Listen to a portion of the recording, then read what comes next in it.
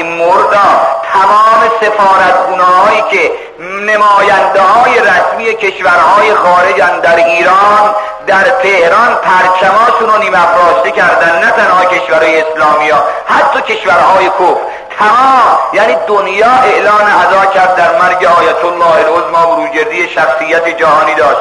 این آقای بروجردی وصیت کرد و به یکی از علماء قم که الان هستن که من وقتی مردم غسلم دادید خواستید کفنم بکنید، من سفارش کردم کلیددار کربلا از اون سرداب مقدس یه خورده تربت خالص آورده برام، تو اون کیسه هست، تو اون گنجه، برمی دارید اینو توی یه کاسه گل میکنید، این ریش سفید منو با خاک قبر ابی عبدالله حذاف میکنید، بعد منو تو قبر میذارید.